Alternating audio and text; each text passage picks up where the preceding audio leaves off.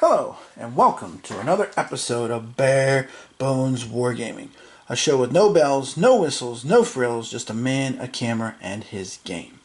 Now or on this episode I should say, we're going to do operational movement here in Fire in the Sky, the Great Pacific War, 1941 to 45.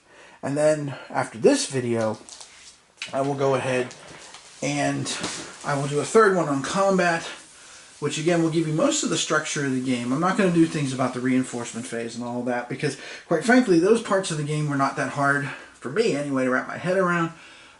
So I'm basically sharing the parts that I think are the ones that cause issues, the ones that, my videos might be of help to. So, with that thought in mind, let's take a look here now at my operational plans. Okay, so let's go over here first because oil is important. Or to paraphrase Count Dracula when he says, "The blood is the life, Mr. Enfield." Actually, what here it is oil is the life.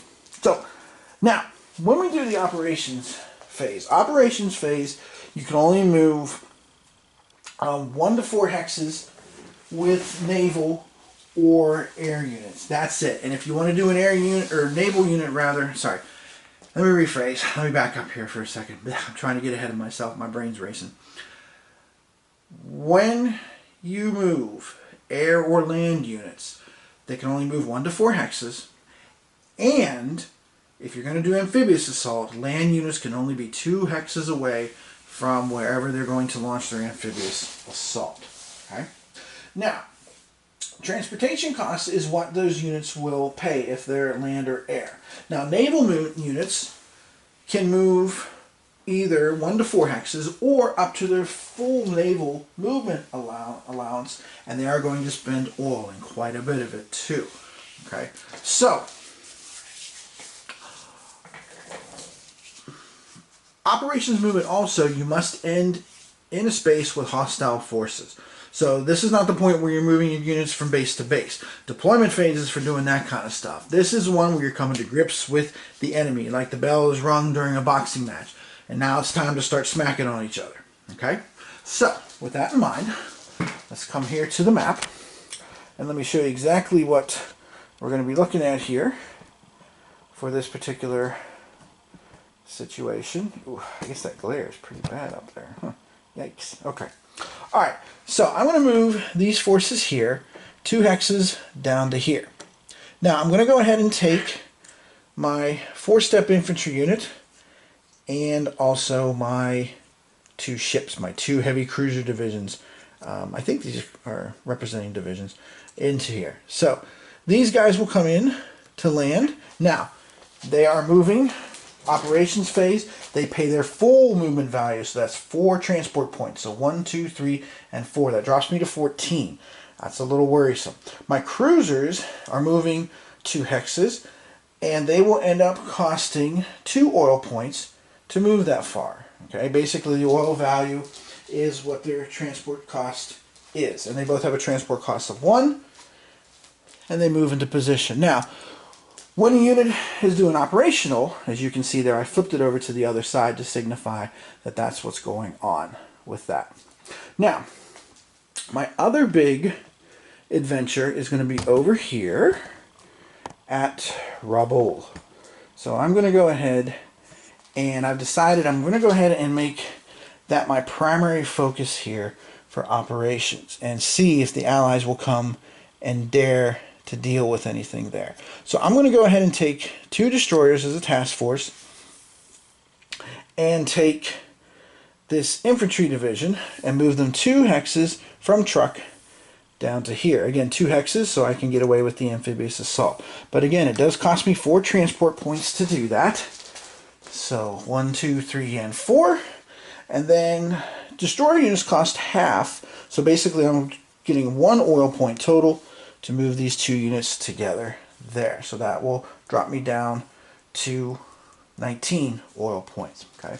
Task forces, when you move them in the operations phase, They're either carrier-based, built around a carrier, or they are bombardment ones. And task forces can be 1 to 4 ships in composition. That is up to you. And you can have as many task forces as you want in a given hex. There's really no stacking limit when it comes to fighting out in the wide open ocean. It's only whenever you're anchoring there at base. Now, I'm also going to take my carrier and light carrier here, along with this cruiser and this destroyer. And I'm going to move them down to Rabaul also as basically a covering force for this. So I total up their transportation points, which here we have 2, 3, 4 and a half. And we're moving, again, 1, 2, only 3 hexes. So I only have to pay the cost times 1. So that will cost me another 4.5 oil points to do that. So 1, 2, 3, and 4.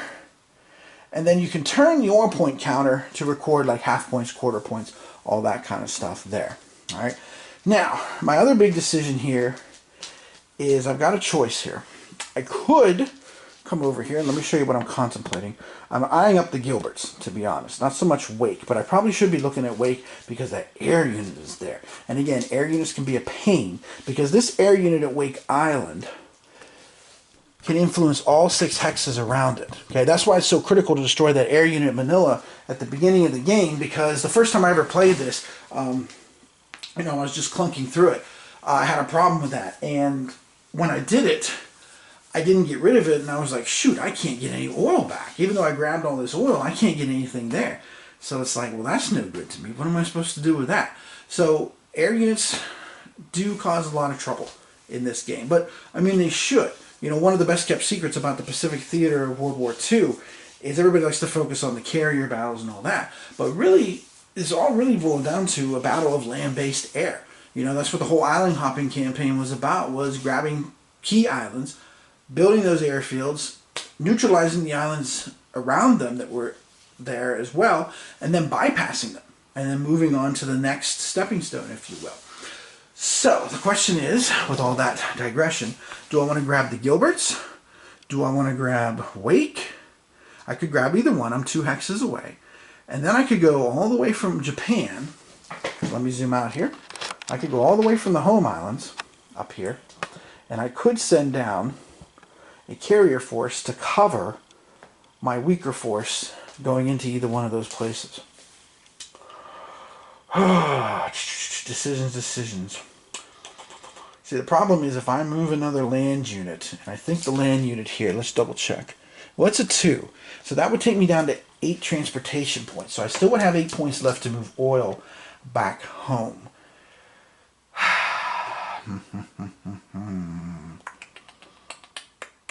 Because I anticipate getting the Dutch East Indies under control. I've never had a problem with that in the game. Getting Singapore is a little bit of a problem. It's a tough nut to crack. You really have to be judicious in how you use everything. And whatever you do, don't forget about your sub points at the beginning of combat. I'll talk more about that next video. Okay. That's going to suck up a lot of oil, man. If I take those all the way from the home down to the Gilberts. But you know what? For the purposes of this demonstration, I'm going to go ahead and, again, I'm not saying that these are the best moves. This is excellent strategy. I'm really trying to show you the mechanics of how the game works. So, you know what? That's what I'm going to do. I'm going to go ahead, because the Gilberts has a pretty nice big harbor too. They got an 8 there. So I'm going to go ahead and activate these guys and make them 1 task force, this destroyer and this Japanese infantry unit, and move them to the Gilberts. So that will cost me 2 transport points, 1, 2, and that will cost me another half oil point as well. And then from the home islands, I'm going to take one of my big carrier groups, the, let's see, which one? I will take the Shikoku and the Zuikoku, and I will build, or I will support them with 2 destroyer groups. And now, when I'm moving from the home bases here, if I go 5 or more hexes with them, and they all have a movement value of 8, then I have to pay 1.5 times their transport cost. And the transport cost here is 3. And I'm not going to lie to you, math is not my best subject, so let me get my calculator here. I know that probably comes out to, what, about 4.5? Is that what it does? Let's see. 3 times 1.5, yep, 4.5. So that comes out to 4.5 points, okay? Yeah, look, you know, hey, I was a social studies teacher for 14 years in public school system, so math was not my thing. I'm not gonna lie to you. All right, so I'm gonna go ahead and move from the big base up here down. So we'll go 1, 2, 3, 4, 5, 6. So that's 6 hexes, and that will cost me 4.5 oil to do that. So 1, 2, 3, 4.5. So now I'm down to 9.5 oil, which at the end of the phase you end up rounding with all of that. Now my transport points are down to 8. My oil points are down to 9.5, about to be 9. So I really can't afford to move anything else too much right now. So I'm going to go ahead and be done there. Now, the allies can react. Now, when the opponent reacts in the reaction phase, for the allies it doesn't cost them anything. It doesn't cost them any issues with oil during the reaction phase. But you can only move half your movement points, whatever your movement allowance is, on the counter, which is the second number in the bottom right hand corner. The first one is your defense factor. We'll talk about that in combat. So what I could do, here is the allies, is I could take this carrier force that's hanging out here in Samoa, and I could take them and challenge this fight here at Rabaul. And you know what, even if the Japanese manage to land their troops and grab Rabaul, I might be able to go ahead and use those carriers to try to sink one of the Japanese carriers, because of course one thing the Japanese can't do is keep up with the production of the carriers. So I could do that. I also could take this force from Pearl Harbor and try to intercept 1, 2, 3, 4. Yeah, I could try to intercept this offensive at the Gilbert Islands. Now, I would be risking those ships to potential airstrike from the aircraft carriers, but if they survive, then I could engage the Japanese landing force, which only is a destroyer unit, so that wasn't too smart of me to only put a destroyer unit there to support the landing invasion. So, what should I do here? Well, you know what? For the purposes of this, and to make the combat interesting, I'm going to go ahead and react with this U.S. carrier force with a full complement of destroyers, which is 3.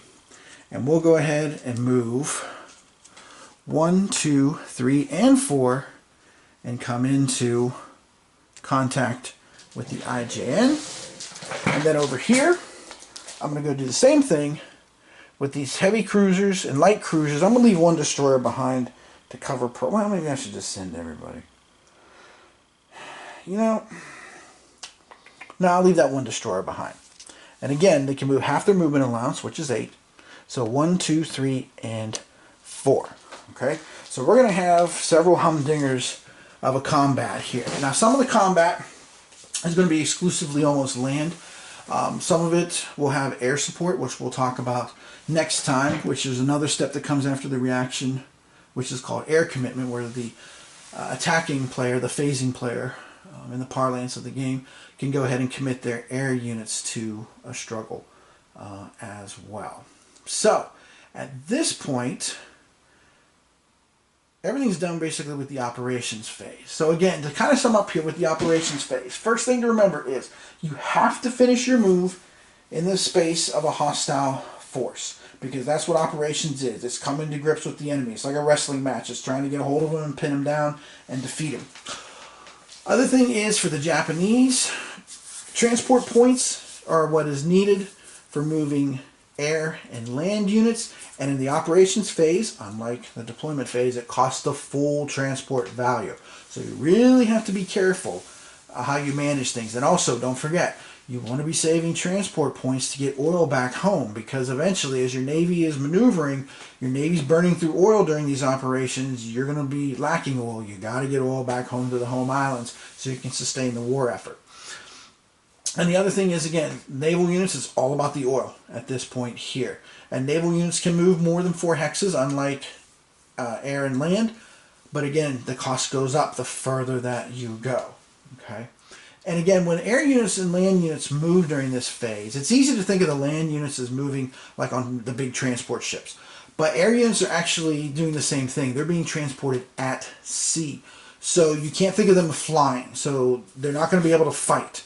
You know, whenever they're being transported into some of these situations, if you're trying to get them in there to land, hoping that you're going to take control of the base and stuff, it's not like that. It's not, you're not going to be able to do it. Okay, so just bear that in mind. So again, it's all about the oil, all about ending up in the same space with the enemy, whoever the enemy is, how big or weak they are, and it's basically about ready to, think of it this way, when it comes to the operations movement, it's basically being like that old video game Duke Nukem, where you're basically like, come get some. At the end, you want to be right there in somebody's face, ready to fight.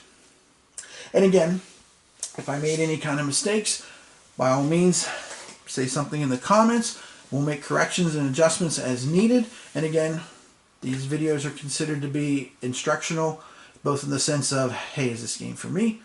And also in the sense of how it actually functions and works. So again, if it increases the knowledge base of all of us, you know, that's good. Because knowledge is power. Those of us that grew up on the Schoolhouse Rock generation all know. If you're part of that crew like me, you know exactly what I'm talking about. If not, look it up. Schoolhouse Rock is worth looking into. So, with that thought in mind, I'm going to go ahead and sign off for this episode. So this is Tim Korchnoi for Bare Bones Wargaming, saying I will be back again next time, and we'll talk about the combat phase and talk about how to execute a battle now that we've come to grips with our adversaries. So, see you then, and thanks for watching.